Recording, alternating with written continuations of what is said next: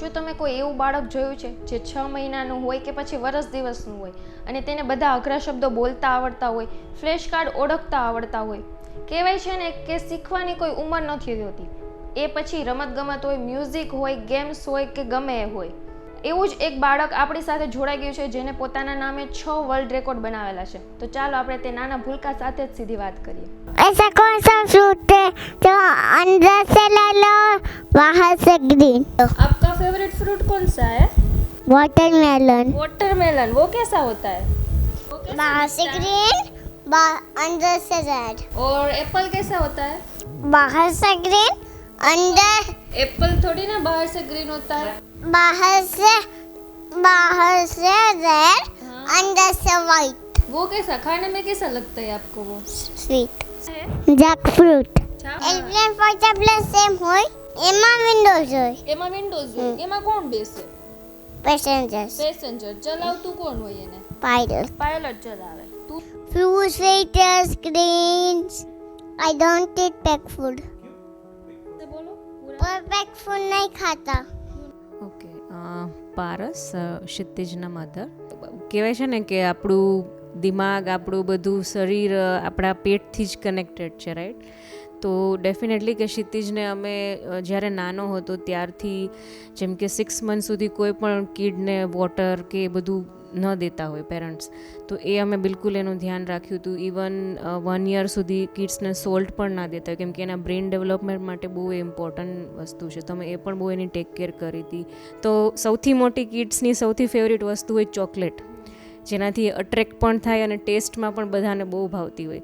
તો મેં ક્ષિતિજને ક્યારેય ચોકલેટ ઇન્ટ્રોડ્યુસ કરી જ નથી કે વોટ ઇઝ ચોકલેટ. તો અમે એને એ લાઈફસ્ટાઈલમાં જ આગળ વધારવા માંગીએ છીએ કે હા, આપણા ફૂડમાં 3 ટાઈપ્સ હોય, સાત્વિક, રાજસિક અને તામસિક.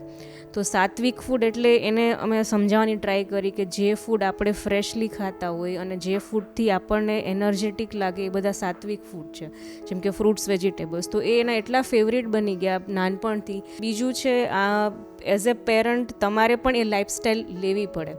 તમે ખુદ બીજું ખાતા હશો અને તમારું કિડને ખાલી તમે એ ફોર્સ કરશો, એ વર્ક નહીં કરે ક્યારેય પણ. સિમિલર વેમાં જેમ કે સ્ક્રીન ફ્રી ટાઈમ તમે કિડ્સને આપી રહ્યા છો, બટ એની સામે તમે જ ફોન અને તમે જ ટીવી ઓન કરીને બેસો તો ક્યારેય તમારું કિડ એને ફોલો નહીં કરે. ક્યારેક સેક્રિફાઈસ પણ હોય છે બધાનું, પણ હા, એ વર્થ છે. અમને હવે એવું લાગે છે કે નહીં, જે અમે એના માટે કર્યું એ હવે વર્થ છે, કેમ કે એનું રિઝલ્ટ અમને જ્યારે એને વર્લ્ડ રેકોર્ડ મળ્યા ત્યારે દેખાણું. ઇવન અત્યારે પણ એ ક્યાંય જાય તો એ પોતાની સ્કિલ્સથી જ લોકોને એટલો અટ્રેક્ટ કરતો હોય છે કે નહીં, એની સ્કિલ ડિફરન્ટ છે. અમારા ઘરમાં ઓલમોસ્ટ 500+ બુક્સ છે અત્યારે, સ્પેશિયલી ક્ષિતિજ માટે. અને અમે પણ એને સમજાવવા માટે હજુ પણ લર્ન કરીએ છીએ અને ફ્યુચરમાં પણ લર્ન કરતા રહીશું. મારું નામ કૃષ્ણ છે, મારા વાઈફનું નામ પારસ અને મારા સનનું નામ ક્ષિતિજ છે. તો અત્યારે એની ઉંમર એકચ્યુઅલી 2 યર 8 મંથ્સ છે. અને અમે એકચ્યુઅલી બિગિનિંગથી મતલબ જ્યારે ડે 1 હતું ત્યારથી જ એના ઉપર ઘણું ફોકસ કર્યું છે. તો સૌથી પહેલાં અમે સ્ટાર્ટ કર્યું રાઇટ બ્રેન એજ્યુકેશનથી, કે એનું જે આપણા બ્રેઇનના 2 પાર્ટ હોય, લેફ્ટ એન્ડ રાઇટ. તો રાઇટ બ્રેન છે એ ઇઝીલી ડેવલપ ન થતું હોય, તો એના માટે એફર્ટ કરવી પડે. તો અમે પહેલેથી ફ્લેશ કાર્ડ્સ, બુક્સ એ બધાનો યુઝ કરીને ડે 1થી એના ઉપર એટલું કર્યું. અને ધીરે ધીરે એની સેન્સરી એક્ટિવિટીઝ બધી અમે કરી, જેનાથી કરીને એના સેન્સીસ બધા એક્ટિવેટ થવા માંડ્યા અને એનાથી એનું ફોકસ વધવા માંડ્યું. તો સૌથી પહેલું કામ એનું ફોકસ વધારવામાં કર્યું.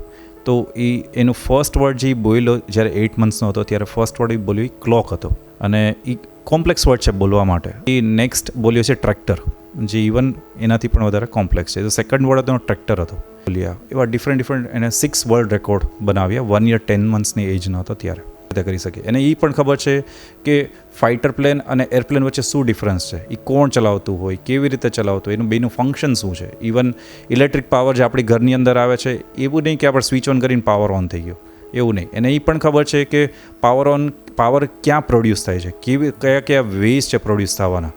ઇંગ્લિશ વર્ડ્સ, ઇવન એ 3 લેંગ્વેજ અત્યારે એને ખબર છે, હિન્દી, ઇંગ્લિશ અને ગુજરાતી.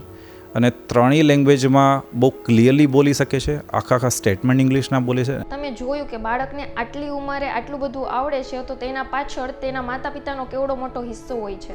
બાળકને ફક્ત ફોન કે આધુનિક સાધનો આપવાથી તેનું નોલેજ નથી વધતું, પરંતુ તેને આપણે જો બાળકને પુસ્તકીય જ્ઞાન અથવા તેને પ્રેક્ટિકલ જ્ઞાન આપીશું જ તો જ તેનું ભવિષ્ય સારું બનશે.